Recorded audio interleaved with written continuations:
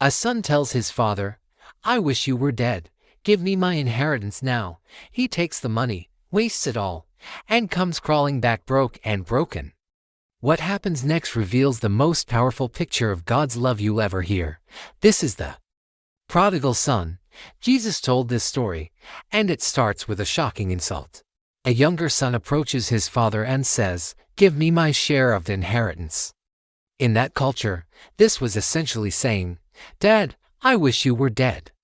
You're worth more to me as a corpse than as a father. Just give me the money so I can leave." Any normal father would have disowned him on the spot. But not this father. Heartbroken, he divided his property and gave the son his share. The young man packed up everything, left home, and traveled to a distant country. Finally, he was free.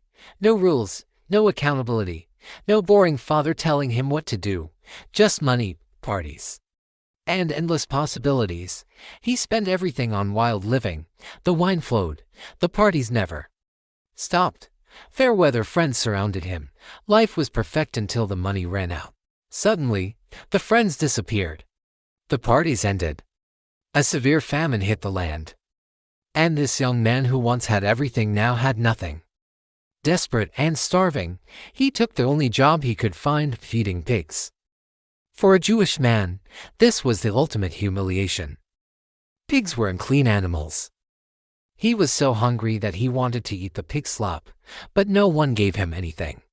Sitting in that pig pen, covered in filth, stomach growling, he had a moment of clarity.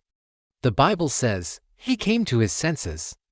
He thought, "My father's hired servants have food to spare, and here I am starving to death. I will go back to my father and say, 'Father, I have sinned against heaven and against you. I am no longer worthy to be called your son.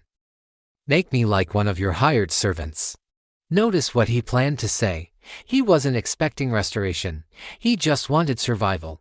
He'd rehearsed his speech, "I'm not worthy to be your son. Just let me work as a servant." So he got up and started the long journey home. Probably dreading every step. Shame, guilt, regret, fear of rejection. Would his father even let him on the property? But while he was still a long way off, his father saw him. That means the father had been watching, waiting, hoping, scanning the horizon every single day for his son's return. And when he saw him, the father didn't wait for an apology. He didn't cross his arms and demand an explanation. The Bible says he was filled with compassion. He hiked up his robe, something dignified men never did, and ran to his son. He threw his arms around him and kissed him. The son tried to give his rehearsed speech, "Father, I have sinned against heaven and against you. I am no longer worthy." But the father interrupted. He wasn't interested in the servant's speech. He shouted to his servants, "Quick! Bring the best robe and put it on him. Put a ring on his finger and sandals on his feet. Bring the fattened calf and kill it. Let's have a feast and celebrate." The robe symbolized status. The ring represented authority. The sandals showed he was a son, not a slave. The feast announced to everyone, "My son is home," the father said. "This son of mine was dead and is alive again. He was lost and is found. Not my former son. Not my disappointment, my son." But there's a twist. The older brother, who had stayed home and obeyed all the rules, heard the celebration and got angry. He refused to go inside. The father came out and pleaded with him, but the older brother exploded, "All these years I've slaved for you and never disobeyed. But you never threw me a party. Yet when this son of yours who wasted your money on prostitutes comes home, you kill the fattened calf." The father's response was gentle but firm, "My son, you are always with me, and everything I have is yours. But we had to celebrate and be glad, because this brother of yours was dead and is alive again. He was lost and is found." Here's the truth. There are two ways to be far from the father.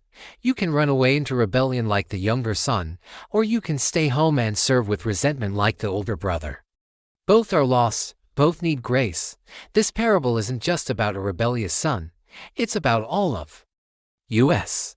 Maybe you're the younger son, you've run from God, wasted your life, and you're sitting in your own pig pen thinking it's too late.